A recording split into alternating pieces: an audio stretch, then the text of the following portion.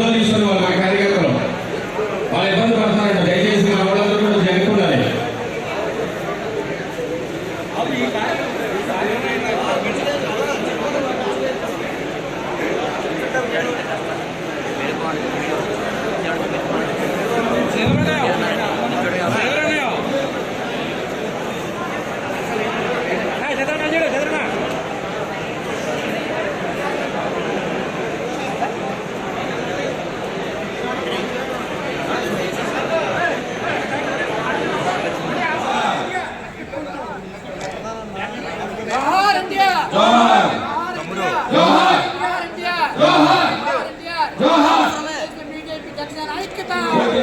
వివిధ హోదాలు నిర్వర్తిస్తున్నటువంటి మూడు పార్టీలకు సంబంధించినటువంటి నాయకులందరికీ కూడా హృదయపూర్వక నమస్కారాలు తెలియజేసుకుంటూ చాలా సంతోషం.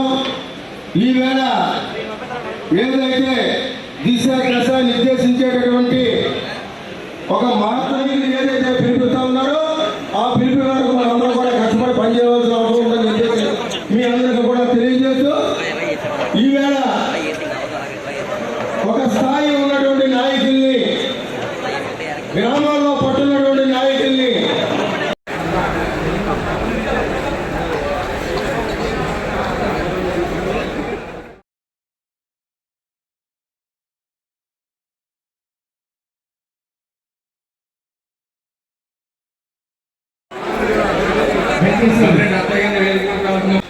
మన నాయకుడు చంద్రబాబు నాయుడు గారు ఒక డెసిషన్ తీసుకున్నారు. తాడేపల్లిగూడెం నియోజకవర్గం జనసేన పార్టీకి బొలిశెట్టి శ్రీనివాసరావు గారికి ఇవ్వాలని తీర్మానించారు వాళ్ళిద్దరు. కాబట్టి నాయకుడి మాట ఒక వేదవాక్కుగా మీరందరూ కూడా పరిగణించవలసిన విషయంగా భావిస్తారు. ముఖ్యంగా గత 20 సంవత్సరాలుగా ఇక్కడ తెలుగుదేశం పార్టీకి ప్రాతినిధ్యం లేదు. అయినా మీరందరూ కూడా తెలుగుదేశం పార్టీని వదిలి వెళ్ళకుండా తెలుగుదేశం పార్టీకి సేవలు అందించారు. మీకు చాలా బాధ ఉంటుంది. కానీ అదే పరిస్థితుల్లో మన నాయకుడు జైల్లో ఉన్నప్పుడు మన పార్టీకి అండదండలు అందించాడు పవన్ కళ్యాణ్ గారు. అలాగే తనని తను తగ్గించుకుని ఈవేళ 21 సీట్లకు కుదించుకుని మనకి అన్ని చోట్ల సాయం చేసిన వ్యక్తి పవన్ కళ్యాణ్.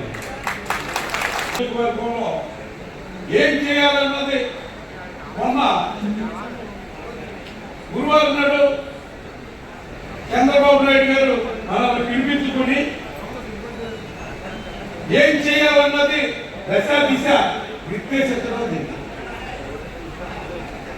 ఆయన మీ అందరికీ కూడా ఒక హామీ ఇచ్చాడు. ఆ హామీ ఏంటంటే కార్యకర్తలు ఎవ్వరు కూడా ఇబ్బంది పడే పరిస్థితి నేను తీసుకురాను. ఖచ్చితంగా తాడేపల్లిగూడెం నియోజకవర్గంలో తెలుగుదేశం పార్టీ కార్యకర్తలందరికీ కూడా న్యాయం చేస్తారని చెప్పి చెప్పడం జరిగింది. ఒక రకంగా బాధగా ఉన్నా ఒక రకంగా సంతోషంగా ఉన్నా. ఎందుకంటే ముందుగా మనకు కావాల్సింది ఈ దగాకోరు ప్రభుత్వాన్ని మట్టి కనిపించడం కావాలి. దానికి మన మూడు పార్టీలు కూడా సహకరించాలి. ప్రతి కార్యకర్త గతంలో మాణిక్యాలరావు గారికి ఎలాగైతే సహకరించారో అలాగే నా మిత్రుడు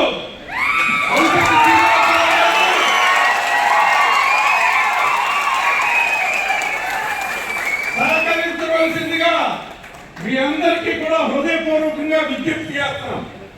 వాళ్ళకి వాలంటీర్ల వ్యవస్థ ఉంది, మనకు ఆ వ్యవస్థ లేదు. కానీ మనం కూడా తెలుగుదేశం పార్టీలో మరి కొన్ని వ్యవస్థలు ఏర్పాటు చేసుకోవడం జరిగింది.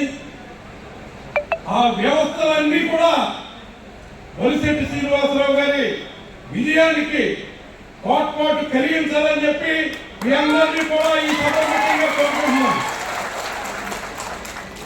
చంద్రబాబు నాయుడు గారు ఒకటే చెప్పారు, మీ నియోజకవర్గానికి న్యాయం జరగాలంటే, మీ నియోజకవర్గంలో కుంటుపడిపోయిన పనులన్నీ చేయించాలంటే నువ్వు శ్రీనివాస్ గారిని గెలిపించుకుని తీసుకురా, తీసుకొస్తే ఈ కార్యక్రమాలన్నీ ముందుంటాయని చెప్పి తెలియజేశారు.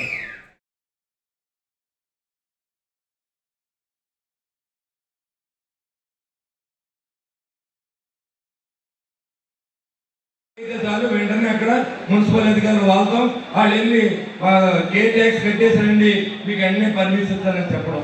ఓ పోలీస్ స్టేషన్ కి ఒక మర్డర్ కేసులు వెళ్తే ఆడి మీద కేసు కట్టద్దు, మన కార్యకర్త తిరిగి తెలుగుదేశం మీద కేసు కట్టండి లేదా జనసేన పార్టీ మీద కేసు కట్టండి అని చెప్పినటువంటి ఈ దుర్మార్గుడు ముఖ్యమంత్రి ఎంతో మంది యువకుల్ని తెలుగుదేశం, జనసేన, బీజేపీ సెంట్రల్ లో ఉన్నదని కూడా వదలకుండా ఆ కార్యకర్తలు కూడా తీసుకెళ్లి పోలీస్ స్టేషన్ లో కొట్టించిన సందర్భం ఏ యువకుడు మంచివాడని కూడా తెలియజేస్తాను.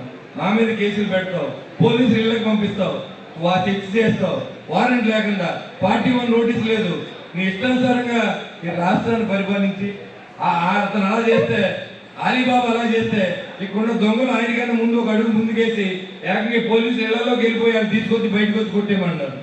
ఇలాంటి పరిస్థితి రాష్ట్రంలో ఉంటే ప్రజాస్వామ్యం 2019లో కూలి అయింది. 2024లో ప్రజాస్వామ్యాన్ని కాపాడుకునే అవకాశం వచ్చింది మనకి. ఈ ఓటు అనే ముద్రతో ఈ రాష్ట్రాన్ని మళ్ళీ ప్రజాస్వామ్యం బతికించాలంటే జనసేన, టీడీపీ, బీజేపీ పార్టీలు ఓటు వేయాల్సిందిగా రాష్ట్ర వ్యాప్తంగా కోరుతూ ఉన్నా. మీరందరూ కూడా ఓటు తెలియజేయండి. వచ్చి ప్రతి వాలంటరీ డబ్బులు కూడా అది మీ డబ్బుగా తీసుకోండి. అది గవర్నమెంట్ నుంచి వచ్చే డబ్బే. గవర్నమెంట్ సర్వెంట్, గవర్నమెంట్ జీతం తీసుకున్న వ్యక్తి వాలంటీర్. ఆ వాలంటీర్ పట్టుకొచ్చిన డబ్బులు అది గవర్నమెంట్ డబ్బులుగానే భావించి మీరు అది జనసేన పార్టీలో లేకపోతే వైసీపీ పార్టీలో తెలుగుదేశం ఇచ్చిందని కాదు, అది గవర్నమెంట్ డబ్బులుగా భావించి మీకు ఎవరికి ఓటు వేయాలంటే వాళ్ళకి వేసి, మరి ఎవరికి వేయాలంటే మీ ఎన్ని చెప్పిన తర్వాత కూడా మీరు మరి వైసీపీకి వేస్తారంటే నెక్స్ట్ టైం మన పిల్లలకు మిగిలినది శూన్యంగా భావించమని నేను తెలియజేస్తాను. ఇంకేమిది భగవంతుడు మన సహజ వనరులు ఇచ్చాడు, ఆ సహజ వనరులు దోచుకుంటున్న పార్టీ వైసీపీ పార్టీ. వైనాడు 170 దేమో ఏంటంటే ఒక్కొక్క కాన్స్టిట్యూన్సీలో 3000 ఇచ్చి ఓట్లు కొనిపడేస్తాం, వాళ్ళే వేస్తారు చచ్చినట్టు. అంటే మనిషి విలువ 3000 పెడితే బ్లడ్ టెస్టులు కూడా హాస్పిటల్కి వెళ్తే ఒక నెల రోజులు బతకడానికి బియ్యం కూడా రాని పరిస్థితి ఇవాళ. అలాంటి 3000 కోసం 5 సంవత్సరాల మన స్వేచ్ఛని, మన ప్రజాస్వామ్యాన్ని అమ్ముకోవడం ఎంత తప్పో కూడా మీరు ఆలోచన చేయండి. రాబోయే రోజుల్లో జనసేన, తెలుగుదేశం, బీజేపీ పార్టీని గెలిపించండి, ప్రజాస్వామ్యాన్ని బతికించండి, ఈ దోపిడీ దొంగల నుంచి రాష్ట్రాన్ని కాపాడండి, ఈ ఆలీబాబా 40 దొంగలు తరిమి కొట్టమని చెప్పి మీ అందరికీ నేను పిలుపునిస్తా ఉన్నా. మరి అలాంటి పరిస్థితుల్లో ఇక్కడ తాడేపల్లిలో చాలా మంది పోస్టులు అవి పెట్టద్దు, ఏదైనా 3 పోస్టులు ఉండాలి. ఇది తెలుగుదేశం పార్టీ నుంచి వచ్చాను, గడిచిన 4-5 సంవత్సరాల్లో నేను ఏ వ్యక్తిని దూషించలేదు. ఫస్ట్ బీజం పడింది తాడేపల్లిలో. పార్టీ నేను మాట్లాడుకునే ఇక్కడ ఉమ్మడి ఎలక్షన్ చేసాం. ఆ రోజు తిరుపతి ఎంపీటీసీని కొట్టాం. రాష్ట్ర చరిత్రలో తాడేపల్లికి ఒక అధ్యాయం అప్పుడు తెరలేసింది. అప్పుడు మా కళ్యాణ్ గారు కూడా చెప్పడం జరిగింది, ఈ రకంగా మేము సాధించాం, నెక్స్ట్ ఎలక్షన్ లో మనం కలిసి పోటీ చేస్తే అధికారంతో తప్ప సింగిల్గా వెళ్ళదని చెప్పి మొదటి నుంచి ఆయనతో మాట్లాడుతూ ఉన్నాం మేము. ఆయన కూడా మొన్న కూడా నన్ను అన్నాడు, నువ్వు సాగు దొబ్బావు ఇది కలిపిదాకా, ఇప్పుడేమో నా మీద కులనాయకులంతా దండయాత్ర చేస్తే నువ్వు మాట్లాడకుండా కోరుకున్నావు అని చెప్పి అంటే అప్పుడు పద్మనాభ గారికి అందరికి వెళ్ళిన సందర్భం తెలుసు. ఇదంతా రాష్ట్రం కోసం, ఆయన కోసం కాదు, చంద్రబాబు గారి కోసం కాదు. ఇప్పుడు ఆయనకి ఏం కావాలి? 73-74 సంవత్సరాల్లో ఆస్తులు పెట్టుకొని, కుటుంబాన్ని పెట్టుకొని, ఇంట్లో పిల్లల్ని తీర్చుకోవాల్సిన అవసరం మన నాయకులకి ఏంటని అడుగుతా ఉన్నా. మనం ఏదైనా విధానం గురించి మాట్లాడతాం, వ్యక్తులు ఇలాంటి మాటలు మాట్లాడే వ్యక్తుల్ని ఇంకా కూడా గద్దె దింపకపోతే ఇంకా మనం రాష్ట్రంలో ఏం ఆశించాల్సిన అవసరం లేదు. ఇక్కడ ఉన్న వాళ్ళతో సహా అందరూ వేరే రాష్ట్రాలకు వెళ్ళి వ్యవసాయం చేసుకున్నాం. ఈ వయసులో మేము అది చేయలేం, ఉన్న చంపు తిట్టడం తప్ప ఇక్కడ చేయడానికి వ్యాపారం కూడా ఏం లేదు. ఎందుకంటే అన్ని ఆడే చేసుకున్నారు. దాని క్వాలిఫికేషన్ రాజకీయాల్లో ఎమ్మెల్యేలు అయి ఉండాలి, వాళ్ళు అనుచరులనే ఉండాలి. ఇసుక ట్రాన్స్పోర్ట్ చేస్తే వాళ్ళే, బియ్యం ట్రాన్స్పోర్ట్ చేస్తే వాళ్ళే, లేకపోతే